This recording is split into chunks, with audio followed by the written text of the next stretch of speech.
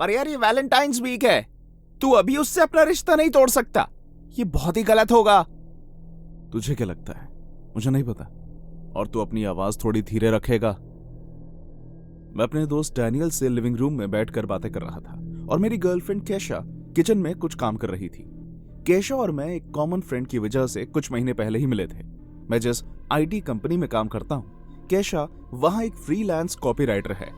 सच कहूं तो केशा एक बहुत ही अच्छी लड़की है, पर पिछले कुछ हफ्तों से मुझे लगने लगा है कि हमारे बीच चीजें ज्यादा आगे नहीं बढ़ सकती। मैं अभी किसी भी सीरियस रिलेशनशिप के लिए तैयार नहीं हूं और उसे ये बात समझ नहीं आ रही।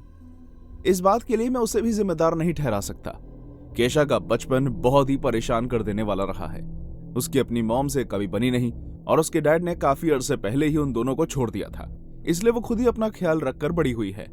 पर यह सही नहीं कि आप किसी के साथ सिर्फ इसलिए रहो क्योंकि आपको उन पर तरस आता है। मैंने तय किया है कि मैं वैलेंटाइंस डे के बाद उसे सब साफ साफ बता दूंगा, क्योंकि हम दोनों के लिए ही बेहतर फैसला होगा। हम दोनों के लिए क्या बेहतर होगा?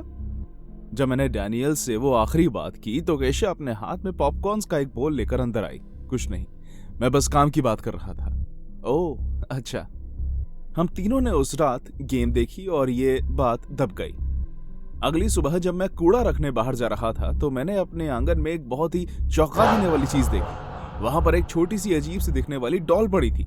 वो डॉल कॉटन और लिनन से बनी हुई थी और दिखने में डरावनी सी थी। उसके ऊपर और आसपास लाल रंग का लिक्विड गिरा हुआ था जो खून के जैसा लग रहा था। मुझे लगा कि किसी ने मेरे साथ कोई भद्दा मजाक किया है। मैंने उस डॉल को बाकी कूड़े के साथ फेंक दिया। मैंने केशा को इस बारे में नहीं बताया, पर उस दिन से मेरी जिंदगी बदल गई। कुछ दिनों बाद एक डरावने चेहरे वाली औरत आधी रात को मेरे घर के आसपास मंडराने लगी। जब भी मैं रात में उठता और खिड़की के बाहर झांकता, वो मुझे दिख जाती। वो हमेशा लैंप पोस्ट के नीचे खड़े होकर सीधे मेरे खिड़की की ओर देखती है। उसकी आंखों में एक अजीब सी बात है जिससे मुझे घिन आती है। उसका चेहरा फीका था और उस पर पास वाले फोड़े थे जो कभी भी फट सकते थे। जिस रात से मैंने उसे पहली बार देखा था, उस रात से मुझे डरावने सपने आने लगे। हाल ही में आया एक सपना ऐसा था जिसमें मैं एक घने जंगलों के बीचों बीच खड़ा हूँ। हवाओं में धुआं और धुंध है। मैं इन सब के बीच अकेला और अनजान खड़ा हूँ। अचानक से एक चीख गूंजती है, आसमान फट जाता है और खून की बारिश होने लगती है। मैं उस खून में डूबने लगता हूँ और पता नहीं कहां से मुझे केशा दिखती है और वो मुझे डूबने से बचाने की मदद करते हुए अपना हाथ आगे बढ़ाती है। एक समय के बाद मुझे अकेले रहने में डर लगने लगा, इसलिए मैंने केशा को कुछ वक्त के लिए मेरे साथ रहने के लिए बुला लिया। बिना ये जाने कि उसके बॉयफ्रेंड के साथ क्या चल रहा था, केशा फौरन तैयार हो गई और मेरे साथ रहने के लिए बहुत खुश हुई। मैं भी उसे कुछ नहीं कह पाया क्योंकि मुझे डर था कि कहीं वो इस बात को जानने के बाद मुझे छोड़कर चली ना जाए। पर एक रात उसे भी सब पता चल गया और वो बहुत ज्यादा डर गई। उस वक्त रात के 2 बज रहे थे और मैं अपने लिविंग रूम में टीवी देख रहा था ताकि मुझे नींद ना आए, क्योंकि मैं उन डरावने सपनों का अनुभव नहीं करना चाहता था। केशा ऊपर सो रही थी। शायद मेरी भी आंख लग गई थी जब मैंने बाथरूम से चीखने की आवाज सुनी।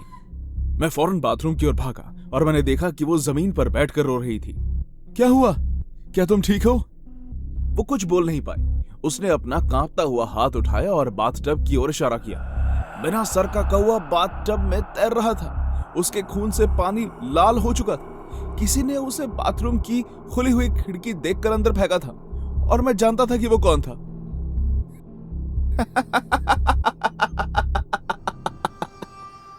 घर के पीछे के हिस्से से हंसने की आवाज आने लगी। मैं अपना बेसबॉल बैट लेकर बाहर की ओर भागा। केशा भी मेरे पीछे पीछे आ गई। हम दोनों ने मिलकर हर जगह ढूंढा पर हमें कोई नहीं मिला। अचानक केशा ने उत्तेजित होकर कहा, वो कौन है? मैंने केशा के किए गए इशारे की ओर देखा और वो औरत सड़क की दूसरी पार खड़े होकर हम पर हंस रही थी। उस औरत ने वहां से चिल्लाते हुए कहा, मान जाओ एंड्रयू, तुम इस बात पर गलत हो कि तुम रिश्ता तोड़ सकते हो, क्योंकि अब तुम्हें प्यार नहीं रहा। ये एक पुतसिल की निशानी है। क्या क्या क्या बकवास कर रही है ये? उसके बाद वो अजीब सी दिखने वाली औरत अंधेरे में कहीं खो गई और मेरे सामने केशा और उसके गुस्से भरे चेहरा छोड़ गई। मुझे कोई अंदाजा ही नहीं था कि उस औरत को मेरे केशा से रिश्ते तोड़ने का प्लान के बारे में कैसे पता था। मैं वहां शांति से खड़ा रहा और फिर मैंने कहा, मैं अभी पुलिस को बुला रहा हूं। ये औरत पागल है। मैं घर के अंदर आया और केशा भी मेरे पीछे पीछे आने लगी और कहने लगी, मेरे सवाल का जवाब दो एंड्रयू, क्या तुम मेरे साथ रिश्ता तोड़ने वाले थे? एक पागल औरत मेरे घर पर खून से लथपथ गुड़िया रखकर जा रही है, कटे हुए सर वाला कौवा फेंक रही है और तुम्हें इस बात की कोई परवाह नहीं। तुम सिर्फ मुझे मेरे सवाल का जवाब दो।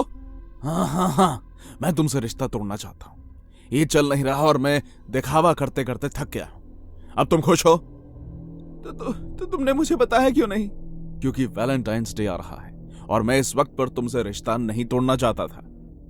तो तुम्हें लगता है कि अगर तुम मेरे साथ वैलेंटाइंस डे मनाने के बाद ब्रेकअप करोगे तो मुझे कम दुख होगा?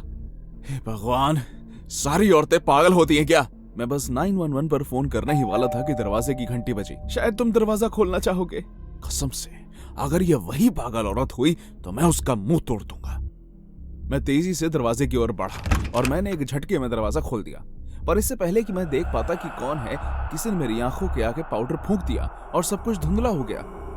पानी के उबलने की आवाज और एक बासी गंध ने मुझे नशे की हालत से जगा दिया। मुझे ये एहसास होने में कुछ वक्त लगा कि मुझे एक कुर्सी से बांधा हुआ है।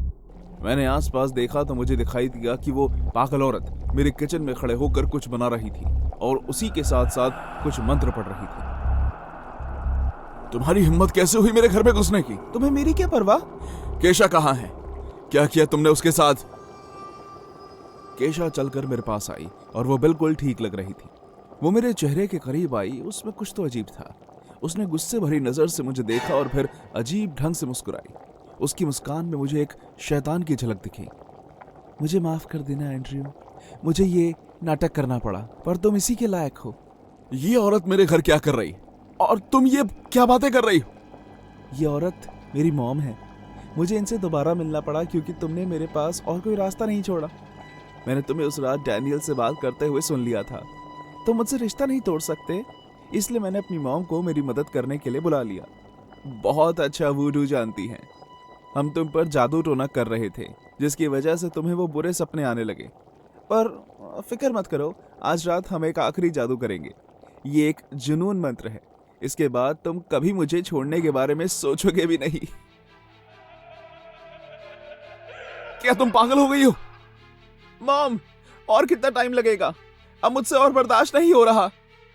सब्र करो, ये काढ़ा बस तैयार हो ही गया है। काढ़ा? कैसा काढ़ा? प्यार का काढ़ा, जो कि बना है चमगादड़ के पंखों से, कौवे के सर से, मेरे हाथ के नाखून से, तुम्हारे बालों से और सुअर के खून से। मुंह में पानी आ गया ना? इसका मुझ पर कोई असर नहीं। मैं तुम दोनों को जेल भेजवा दूंगा। मैं कभी तुमसे प्यार नहीं करूंगा केशा, तुम पागल हो। उसने मुझे जोर का एक थप्पड़ मारा और उसकी मॉम वहां से हंसने लगी। मुझे यकीन नहीं हो रहा था कि जो कुछ भी मेरे साथ हो रहा था उसमें केशा शुरू से शामिल थी और मुझे पता तक नहीं चला। उस औरत ने वो काढ़ा एक ग्लास में डालकर केशा के हाथ में दे दिया। अब एक अच्छे बच्चे की तरह इसे पी जाओ। मैंने अपने होठों को जोर से बंद कर लिया, पर केशा ने जबरदस्ती वो काढ़ा मेरे मुंह के अंदर डाल दिया। उस गर्म काढ़े ने मेरी जीभ जला दी। मैं उसे रोक नहीं पाया और मैंने अपने कपड़ों पर ही उल्टी कर दी और उसके बाद मैं धीरे धीरे सो गया। आज मेरी शादी है। हाँ, केशा और मैं शादी कर रहे हैं। मैं आज भी उसके साथ रिश्ता तोड़ना चाहता हूं, पर जब भी मैं इस बारे में सोचता हूं तो मेरा दिमाग घूम जाता है और मुझे कुछ समझ नहीं आता। मैं 1 घंटे तक कुछ बोल नहीं पाता। कुछ तो है मेरे अंदर जो मुझे बोलने नहीं देता।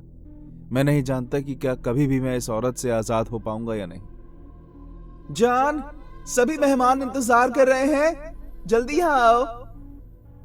वो मुझे बुला रही है। अब मुझे जाना होगा।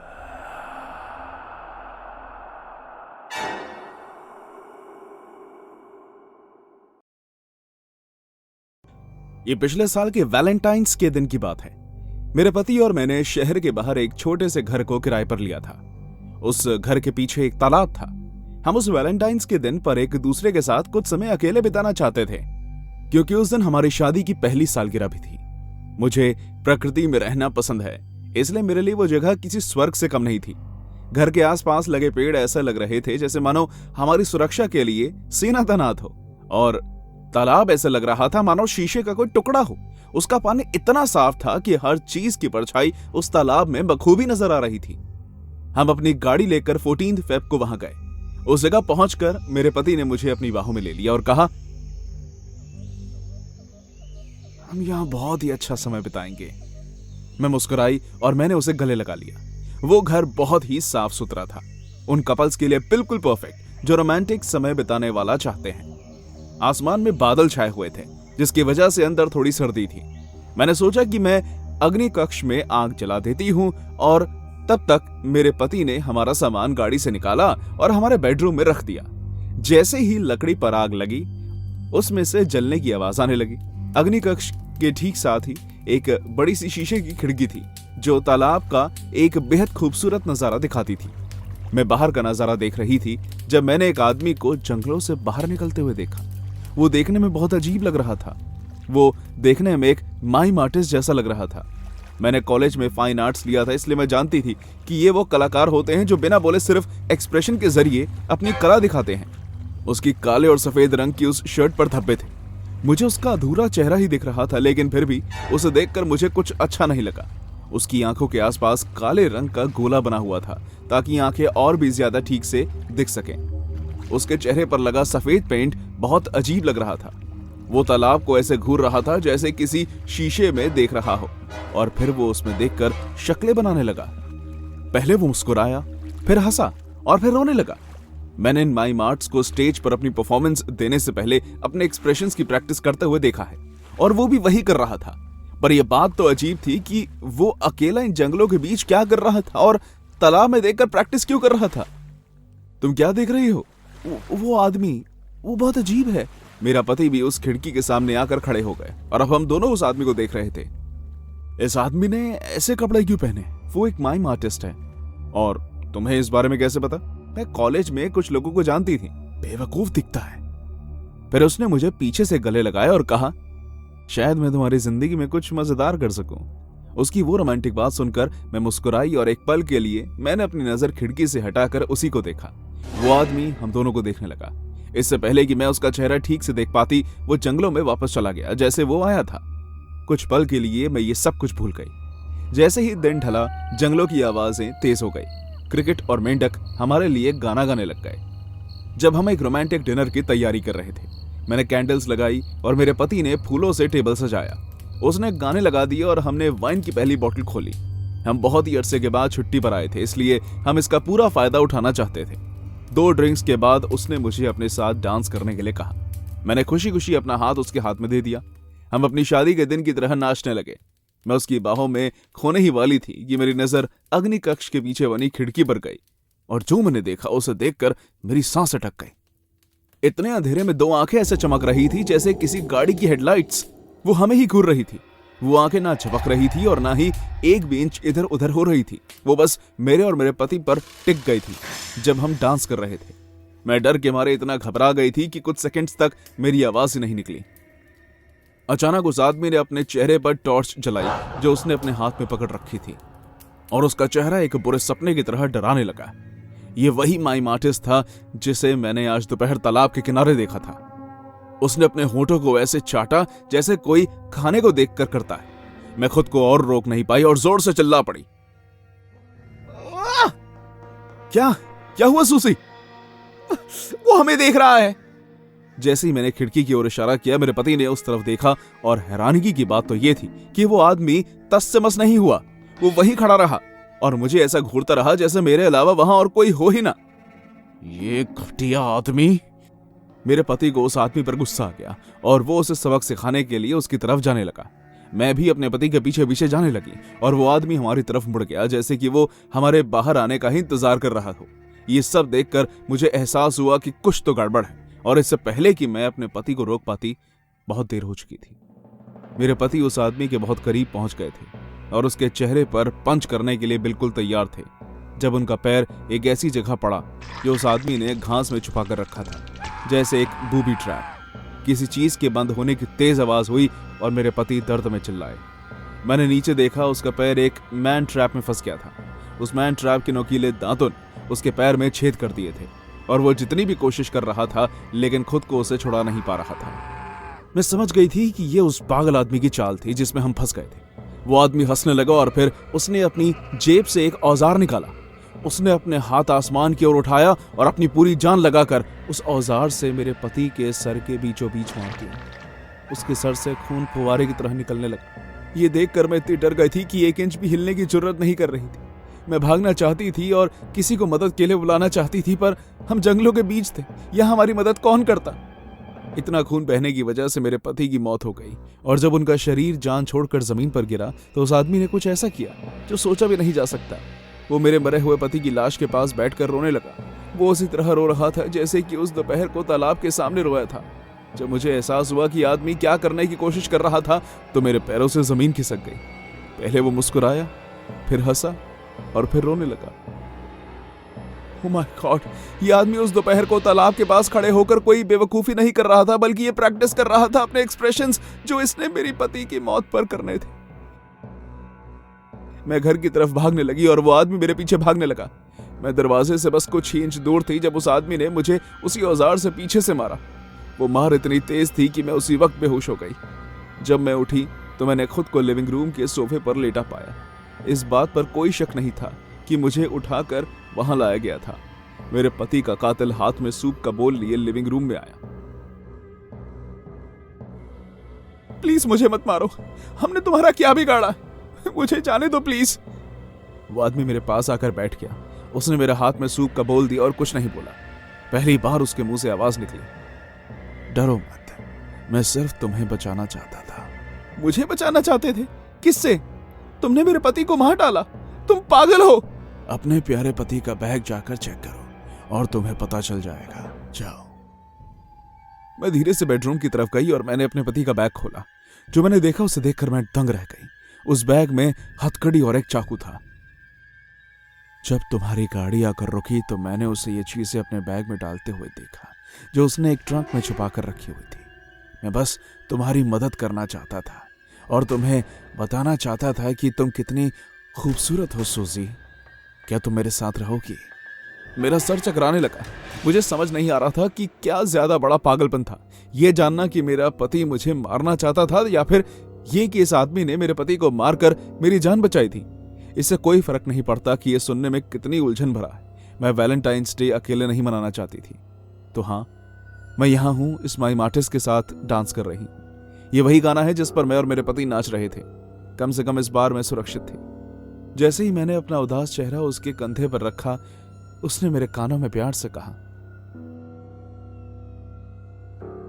कोई तुम्हें नुकसान नहीं पहुंचाएगा सूजी, तुम अब सुरक्षित हो। मैं हमेशा तुम्हारा ख्याल रखूंगा।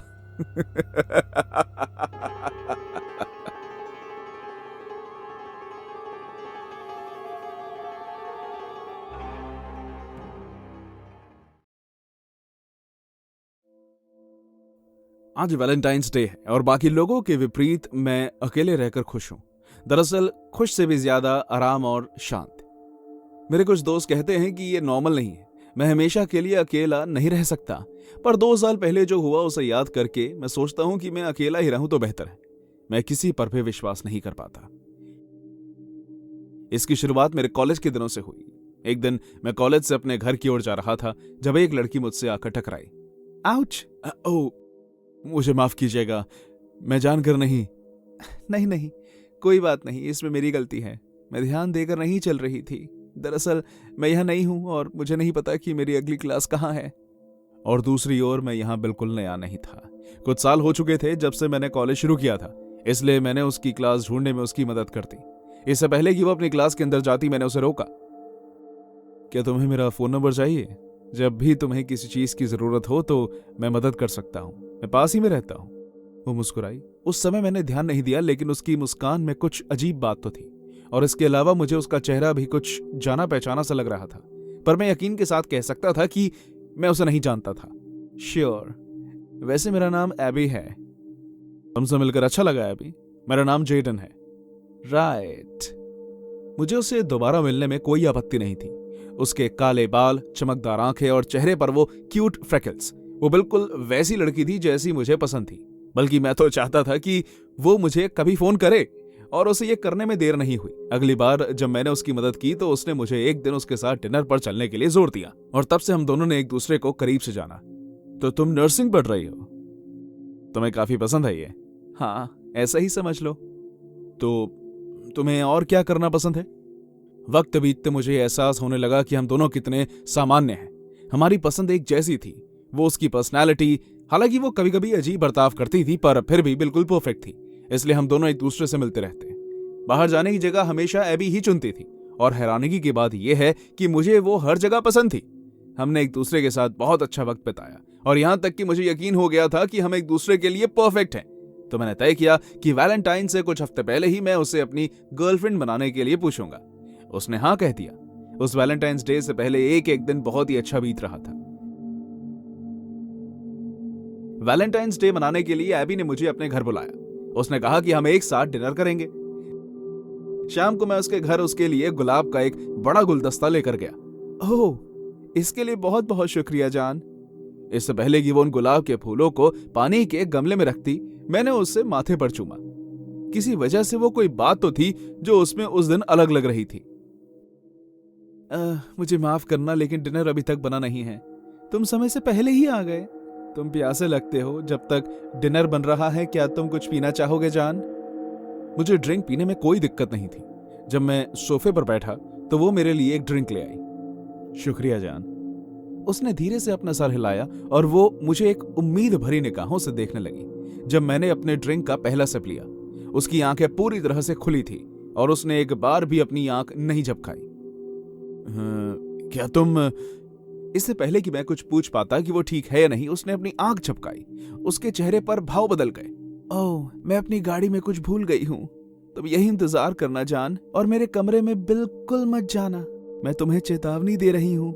मैं उसके कमरे में झांकना नहीं चाहता था, पर जब वो बाहर थी तो उसके कमरे से खटखट की आवाज हुई। वो ऐसी आवाज थी जैसे कि कुछ गिरा हो। एबी को आने में इतना वक्त लग रहा था, इसलिए मैंने सोचा कि मैं उसके कमरे में जाकर देख लेता हूँ कि सब कुछ ठीक तो है ना। मुझे लगा कि उसे इस बात से कोई आपत्ति नहीं होगी, क्योंकि मैं जानता था कि वो मुझे अपने कमरे में जाने के लिए इसलिए रोक रही है क्योंकि उसने मेरे लिए कोई सरप्राइज रखा है। जब मैं अंदर गया तो वहां पूरी तरह से अंधेरा था। बस एक जगह से थोड़ी सी रोशनी आ रही थी और वो जगह उसकी अलमारी लग रही थी। वो रोशनी पीले से रंग की थी, जैसी कि कोई मोमबत्ती से जलने की हो। मुझे बिल्कुल समझ नहीं आया कि उसने अपनी अलमारी में मोमबत्ती क्यों जलाई होगी। मुझे उसे बुझाना बहुत जरूरी था, क्योंकि ऐसा ना करने पर आग लग सकती थी। इसलिए मैंने उसे खोला। जो मैंने उस अलमारी में देखा, उसने मुझे कुछ सेकंड्स के लिए दंग कर दिया। मेरा दिल डर के मारे जोर जोर से धड़कने लगा। उस अलमारी में कोई कपड़े नहीं थे, उसमें बस एक टेबल था और उस पर बहुत सारी मोमबत्तियां, जिसके बीच हम दोनों की तस्वीर पड़ी हुई थी। इन सब में सिर्फ वो तस्वीर ही थी जो मुझे एक नॉर्मल चीज लग रही थी। दीवार पर मेरी बहुत सी तस्वीरें लगी हुई थी, तस्वीरें जो दूर से ली गई थी। उसमें से कुछ वो थी जो तब ली गई थी जब मैं हाई स्कूल में था। हर तस्वीर में मेरे सर पर हाथ से लाल रंग का दिल बनाया गया था, और इसके अलावा जो चीज गिरी थी वो मेरे जैसी दिखने वाली एक वूडू डॉल थी। तुम्हें ये सब नहीं देखना चाहिए था। तो तुम मेरा पीछा कर रही थी हाई स्कूल से। तुम्हारी प्रॉब्लम क्या है? और ये क्या है? एक वूडू डॉल? तुम मुझ पर जादू टोना कर रही थी? तुम पागल हो क्या? मैंने तुम्हें कहा था कि तुम्हें ये सब नहीं देखना चाहिए था। चलो कोई बात नहीं, पर बहुत ही दुख की बात है कि तुम अब तक मुझे नहीं जान पहचान पाए, जेडन। क्या? उसने अचानक अपने बालों को खींचा और तब मुझे पता चला कि उसने विग पहना हुआ था। उसके असली बाल भूरे रंग के थे। फिर वो अपने चेहरे को पोंछने लगी और उसके चेहरे से फ्रेकल्स हटने लगे। तब मैंने उसे पहचान लिया। एबी वही लड़की थी जो मेरे साथ हाई स्कूल में पढ़ती थी। वो मुझसे कुछ साल छोटी थी और वो मुझे हर उस जगह पर दिख जाती थी जहां मैं जाता था, जबकि हमारी कभी कोई बात भी नहीं होती थी। क्या तुमने मुझे पहचाना, जेडन? मैं जहां था वहीं खड़ा रहा और उसकी शैतान जैसी हंसी सुनता रहा, इस बात से अनजान किया मैं क्या करूं या क्या कहूं। और फिर अचानक वो चुप हो गई। तुमने सब खराब कर दिया, जेडन। सब कुछ। हमें हमेशा से ही एक साथ होना चाहिए था। वो बिल्कुल पागल हो चुकी थी और मेरा वहां से निकलना जरूरी था। मैं उसकी ओर बढ़ने लगा और उसे दरवाजे के आगे से धक्का देने लगा, पर तभी मेरा सर चकराने लगा, जिसने मुझे ऐसा करने से रोक दिया। क्या तुम भागने की कोशिश कर रहे हो? रियली? तुम ऐसा नहीं कर पाओगे, कभी नहीं कर पाओगे। क्या तुमने मुझे जहर दिया है? पाग। जब मैं बेहोशी की हालत से उठा तो मैंने देखा कि उसने मेरे हाथ और पैर अपने बेड के कोने से बांध दिए। Welcome back Jayden. मैं इसके लिए तुम्हें जहर नहीं देना चाहती थी। तुम जानते हो ना, मेरे पास कुछ है जिससे तुम्हें बेहतर महसूस होगा, जो मैं कार से लेने गई थी। मैंने तुम्हें बेहोश किया ताकि मैं तुम्हारा ख्याल रख सकूं। मैं हमेशा तुम्हारा ख्याल रखूंगी जेडन, और मैं रखूंगी। पर अभी मुझे तुम्हारे साथ सिर्फ ये करना है जेडन। आओ। नहीं, रुको। मैं नहीं, रुको प्लीज, ऐसा मत करो, रुको। वो नहीं रुकी और मैं उस रात उस वक्त पर बेहोश हो गया। जब सुबह मेरी आंख खुली, वो मेरे बगल में सोई हुई थी, जिसे देखकर मुझे बहुत घिन आ रही थी। अपने हाथों को उन गांठों से छुड़ाना उतना मुश्किल नहीं था, क्योंकि शायद उसने उन्हें ठीक से बांधा नहीं था। मैं अपने एक पैर से गांठ खोल रहा था जब वो जागने लगी। जे। मैंने जल्दी से अपने पैर को खोला और इससे पहले कि वो कुछ कर पाती, मैंने उसे बिस्तर से धक्का देकर नीचे गिरा दिया ताकि मुझे कुछ और समय मिल सके। मैं उस कमरे से निकलकर बाहर के दरवाजे की ओर बढ़ने लगा, पर जब मैंने देखा कि वो बंद था तो मैंने उसके साथ लगी कांच की खिड़की को तोड़ दिया और वहां से भाग गया। जेडन! मैंने इस बात का भी ख्याल करना जरूरी नहीं समझा कि मैं सिर्फ अपने अंडरवेयर में था। मुझे बस उससे बचकर भागना था।